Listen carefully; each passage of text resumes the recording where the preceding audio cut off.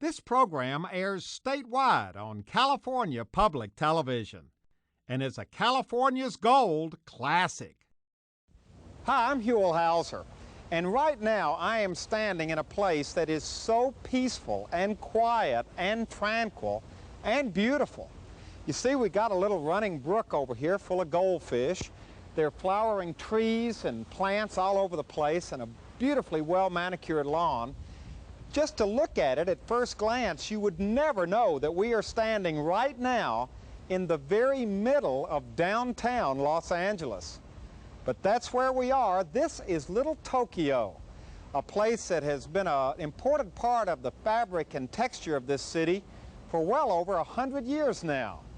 And if you're interested in finding out what else is in Little Tokyo, you're welcome to come on along with us as we all continue our search together for California's gold.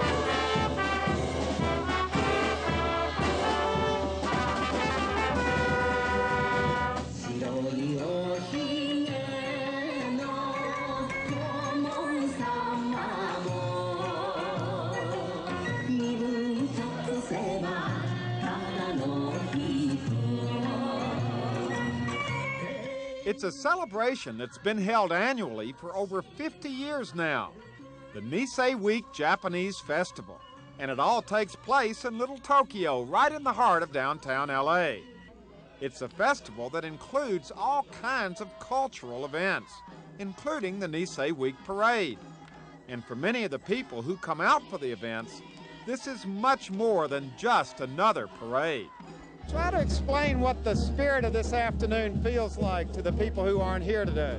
Oh, well, it sort of symbolizes our heritage, our Japanese heritage, and it gets a lot of people together that live all across LA in a centralized location, and we can sort of celebrate together.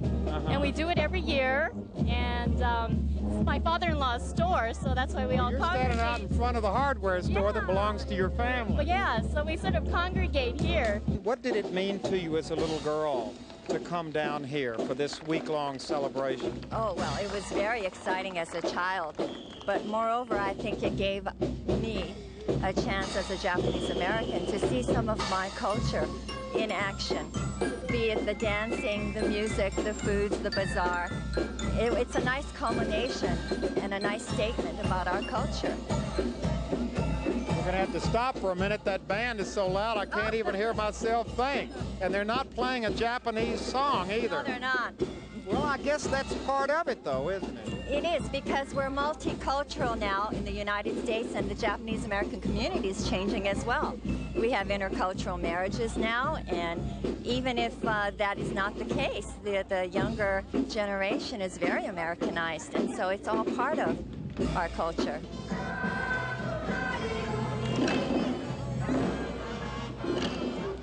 So you had a good day today? Oh, it's lovely. It's my 6th year. You're kidding. Oh, I'm a veteran at this. Now, how does this parade stack up with the others in Los Angeles? Let's see. As far as the crowd behavior and what happens and all There's no problems at all here. There's no problems. Everybody's great. Everybody's great. So do you specifically ask to come and be a part of this parade? Probably because of my Japanese ancestry. Oh, so you used to come even before? A little kid, yeah. Really? Oh, yeah. Never missed this. Every year. And now I do it as a job. Now you're getting paid to be here. That's it.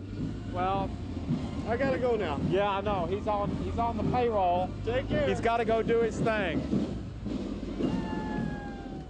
Well, we're taking a little break from the heat of the parade to come over here to the Japanese American Community and Cultural Center to see this wonderful display of flowers they have here.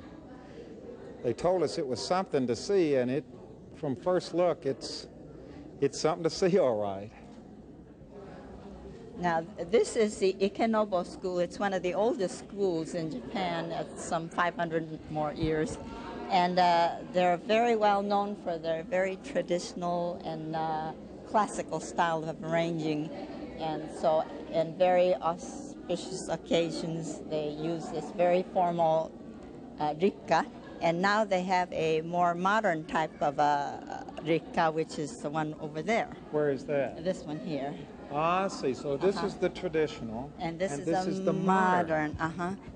Look at this. Formal Ikenobo arrangement. That is just spectacular. Isn't that beautiful? Look at this, Louis. You look at this right here, and then you just come over to this one, and look at this. This is the Sogetsu. This is a modern one. Mm-hmm. Oh, boy. Isn't that interesting? Just spectacular. Why do you think it is that the Japanese are so good at this? Why the Japanese? We have the history. The history. Yes, 600 years history we have. And I think main thing is we live within nature. And we... Even in the middle of Los Angeles? Yes, in our mind. In America, we try to conquer the nature. But in Japanese way, we live in the nature. And that's the main difference, I think. Now, I know I'm gushing, but I don't think I've ever seen flowers as beautifully arranged as these were. All of this, of course, part of the Nisei Festival. Now, jumping ahead in time, which we can do, 4 days later, we were back in the same big room in the Japanese American Cultural and Community Center to see another exhibit. This time it was of miniature trees called bonsai. Now, it's kind of hard to explain, but by trimming the roots and wiring the limbs, and by meticulous pruning, the artist, and that's exactly what they are, over a period of a number of years, are able to craft these amazing examples of living art. It's like a big tree in miniature. It's exactly like a big tree. And if you don't think about the pot, by golly, it look like those trees that you see someplace in a valley or prairie or in a park or somewhere. So that is another thing that we have to concentrate on, not just a man-made artwork, but... And look, this looks like a little forest right here. Right. Yeah, this is the forest, and well, you can't help it. This is a dry creek coming down, and this is what I meant, to capture the nature's beautiful scenery into the small scale, and use the right size of container, and shows expression. Now, is it all right for me to pick this up? Sure. May I pick it up? Sure. How fragile? No problem. No. How fragile are these little trees? They're small, but they're not fragile. They're tough as we are. Really? That's right. Only thing is, hot weather like nowadays, why we have to watch water naturally, because just like we are, they get thirsty. And look, you've got a rock over here.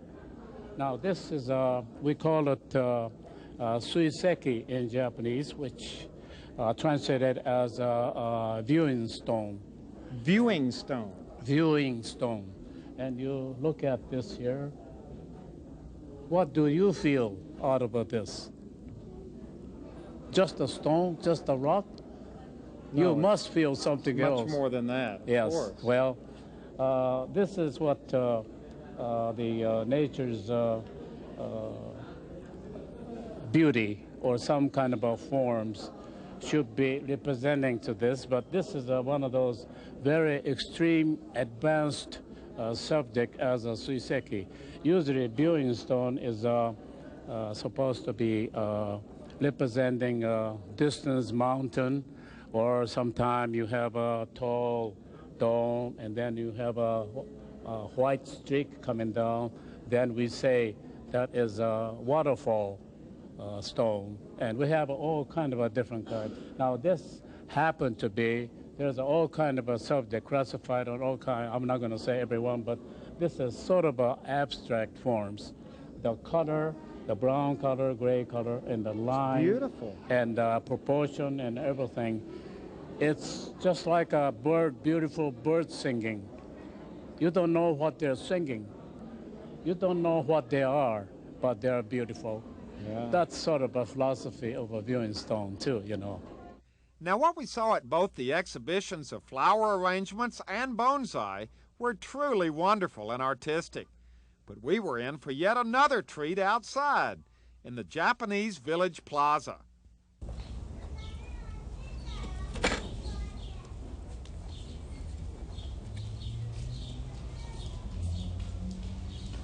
At first, you're not sure what you're seeing. A man standing there behind a wooden box working with a colored material of some sort, using his hands to pull it and shape it. A crowd quickly gathers. What's this man doing? And then kind of a gasp as everyone sees this shape taking place, a bird in flight. Shan Ichiyanagi has been making these sculptures for years. It's called Amezaiku, the art of making candy sculpture. And it's an Oriental tradition that goes back hundreds, possibly thousands of years. When I was a little kid, this was kind of popular art. There are in Japan? Yeah, in Japan, at least half dozen to a dozen people doing it. And I watched and I was fascinating so much, but now it's a dying art. In Japan, there are only a few people doing this. And not very many here no, in Los not Angeles. at all. Are you the only one in Los Angeles? One in Los Angeles, and entire United States, 2 people.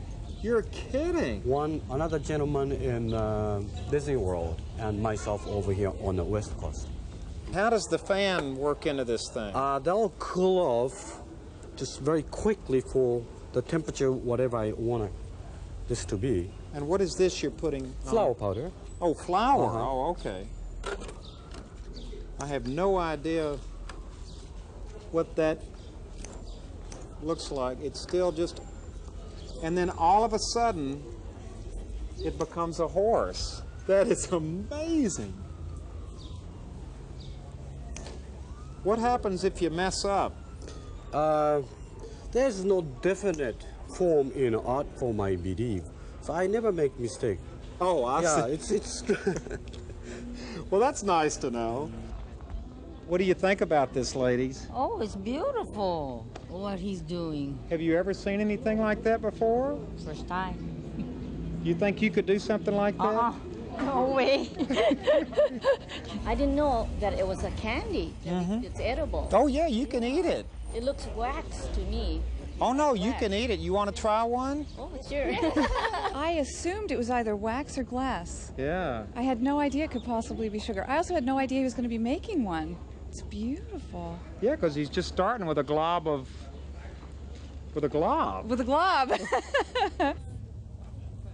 What do you think it is, kids? A unicorn.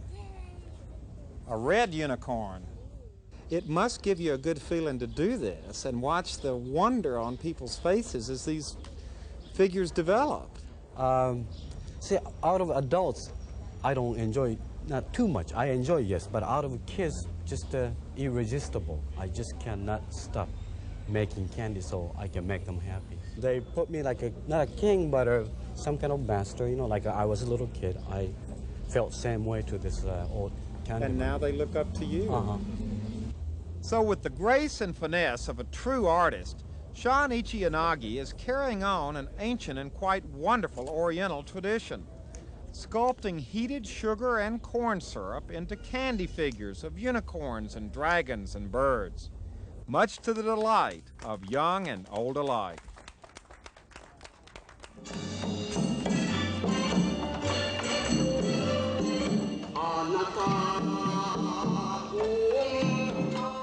It takes place the last day of the festival, and it's one of the highlights of Nisei Week. It's the Ondo street dance. Now, Ondo means dance in Japanese, and this dance involves thousands of people literally out in the middle of the street in a big circle, performing traditional Japanese dances. Now, some people are dressed in authentic clothing, and some are wearing jeans. Some are professional, while others are just joining in. But regardless of their age or how good they are, everybody has a lot of fun. It's a coal miner song. They do the movements of the coal mining. So it's dig, dig, dig, dig, throw back, throw back. Ah, there they go. Let's look at this.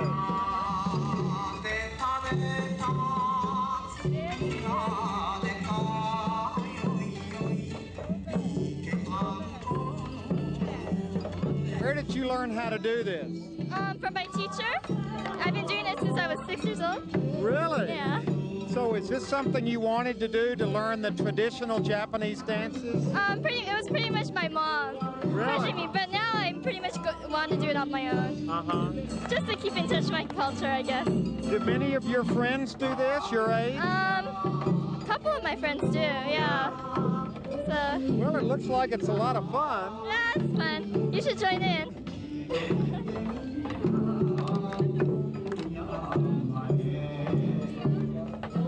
Now, you're one of the teachers. That's correct. How hard is it to get your students, especially your younger students, interested in this kind of traditional dancing? It's very difficult in this day and age, but once they acquire an interest, with the help of their parents, they can go very far. The movements aren't very difficult. It's just basic hand and feet and head. Why do you think it's important that they learn these dances? So they have some foundation of their roots, and to continue the tradition with their children as well. Now, is this that we're seeing behind us right now, is this being done exactly the way it was being done hundreds of years ago? No, I'm sure there are some variations. The music is same, and basically the hand movements are the same, but as in any dance form, there are always variations. Yeah, so this is the 1990s version. Yes, this is the 1990s, or at least the 20th century version. Now, could you very quickly demonstrate what you mean by the hands and the various movements you're talking about here? Well, the Japanese kimono is made so that you really do have to walk what they term pigeon-toed, so that the lines of the kimono are consistent. And the hands, the Japanese always think that small, delicate is what is attractive. And so your hands are always kept very small, very delicate. All the movements are kept within the same body line. You don't have the boisterous moves as you do in Western dancing. And these are all your students here? That's correct. Great. Well, it's a great afternoon. This is a lot of fun. Great fun. It's a great fun for all of us. Now, there's been dancing like this in the streets of Little Tokyo ever since the Nisei Week Japanese Festival started over 50 years ago. But Little Tokyo itself has been around since before the turn of the century. Don't let these modern shops and skyscrapers fool you. This place has a very rich history. Now, Chris, when we stand right here and look back, this looks almost exactly like it did in some of the old pictures I've seen of Little Tokyo. Yeah, that's because this is the Little Tokyo Historic District, and fortunately, back in the 70s, someone had the foresight to say, let's not knock down all the old buildings just because they're old. Let's save something of what is historic Little Tokyo. And so that's why the faces of these buildings have remained essentially the same. They've been upgraded earthquake standard-wise and that sort of things. But they do represent Little Tokyo's past, a past that goes back 100 years now.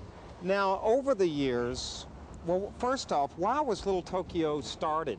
Why did it, why was there a Little Tokyo? Well, essentially the first people to come over, like sailors and things like that, they needed a place in which they could congregate, have meals, eat the kind of food that they were used to, and just a place that they could sort of all get together in one place. I think it's a very natural thing in America, that you would group together when you first come here in small populations. So in 1885, they actually opened a restaurant up on Broadway, and that was probably the first congregation place for Japanese in this country.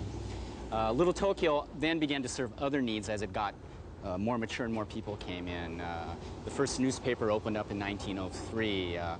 The churches were opening up then. And that's what you see over there, of course, is the Nishi, which was opened in 1925, the first Buddhist church that was built in here. And what they were serving essentially was a community that was going to start to grow finally and get mature. And the first immigrants were going to have decided, we're going to raise our families here. We're not going back to Japan. We're going to live here. We're going to become Americans.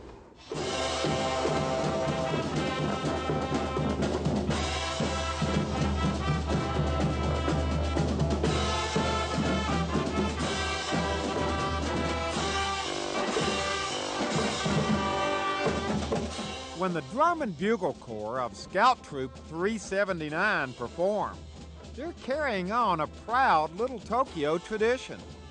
Founded back in 1932 and sponsored by the Koyasan Buddhist Temple, they've been marching in parades for 60 years now. I'm just overwhelmed by what's happened in the past and what I'm trying to get them to do now. I'm the newest director in a long line of very good people that work very hard with these boys, and I'm just hoping to keep the tradition and the level of intensity up. Now, you were a scout here. Yes, in 1937. So you were one of almost the original members of the troop. Yes, I was the second group. The original members were all the leaders by the time I joined. What happened during the war, during World War II, when things were obviously not normal? Well, most of our troop members, our leaders, were encamped in Hart Mountain, Wyoming. And at that time, they felt that they should continue the Boy Scout troop. So we were one of the troops that were continued under the same name as 379. And they took the instruments up there and everything. Well, they had to come back down to pick up the instruments and then take them back up there. Really? Right. So the troop never stopped, even during the war? Right, it never stopped. They just kept going. Right. You pretty proud to be a member of this troop? Pretty proud. Real proud? Very proud.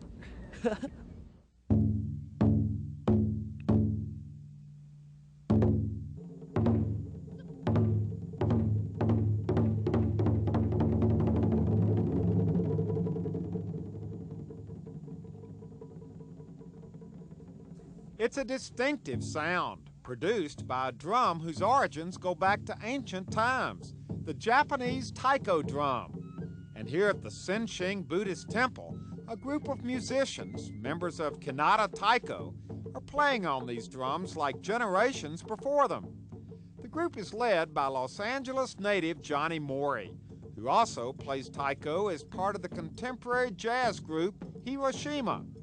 Now, Johnny is a third-generation Japanese-American, or Sansei, who's been interested in the taiko drum for years. Well, here at the temple, the Senshin Buddhist temple that I belong to, it was kind of ingrained in us since we were kids. And then a group of us had gotten together and kind of wanted to form a taiko group, although we really didn't know what a taiko group did.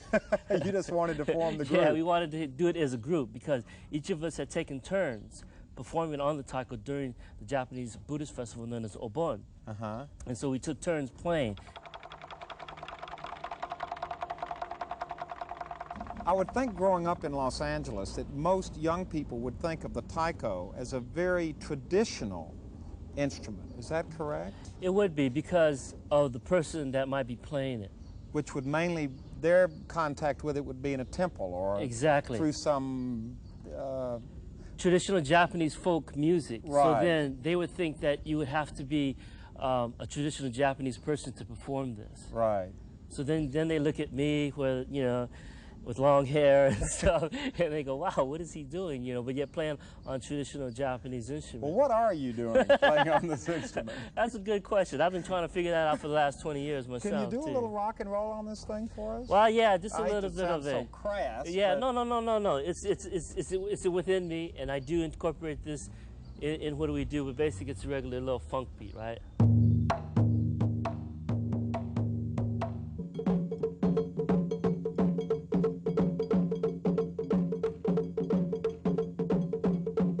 When you get going, you really get going on that thing. Yeah, it's basically a a therapeutic thing to release a lot of tension and energy and Boy, everything like that. you got a lot of tension you're releasing here. The movements are somewhat traditional movements. That's a very traditional very movement. Traditional movements. It's the movement and the stance are kind of based on a martial arts movement. Right. Because of the spread of the legs and the centeredness of your movement, lateral movement or horizontal movements, it's very similar to a martial arts movement, like somebody doing kung fu or doing karate. That the base is very low, your center of gravity is lower, and so you have a solid base to work from. Mm-hmm. And when you strike the center of the taiko with the sticks, you're trying to force the sound through the drum.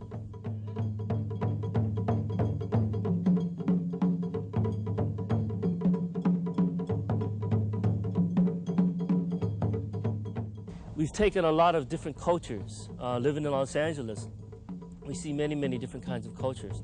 And I've gathered a lot of movements for either modern dance, jazz, ballet, classical. Mm-hmm. Again, a lot of the folk dances here in the United States.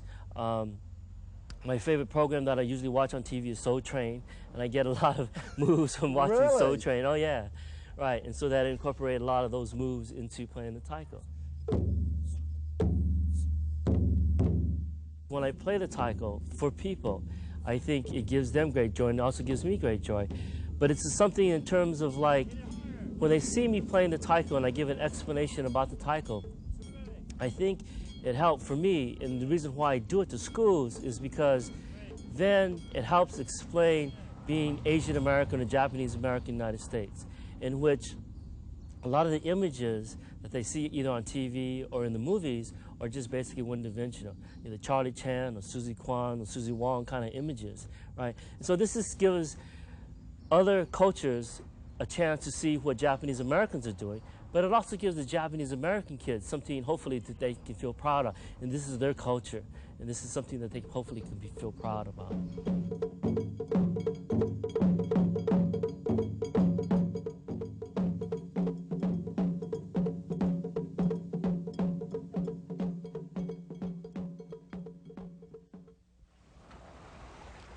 Well, I hope you've enjoyed our visit to Little Tokyo. To be completely honest with you, we've only been here a couple of days, but we have found enough material to do 3 or 4 programs instead of just one. This place is full of interesting and very colorful history. As we close, I would like to thank the citizens of Little Tokyo for making us all feel so very much at home. And as always, I'd like to invite you to come on along with us again next time as we continue our search together for California's gold.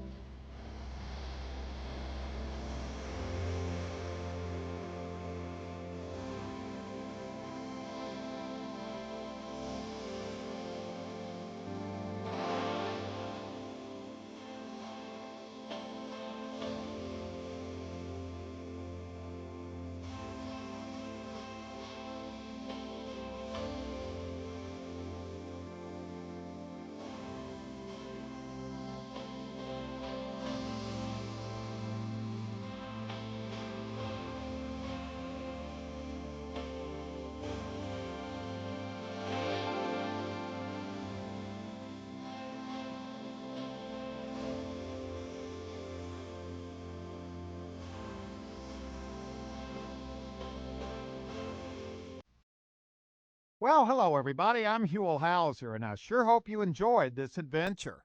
If you'd like to see it again or share it with your family or friends, all you have to do is call 1-800-266-5727, and we'll be glad to send it to you right away.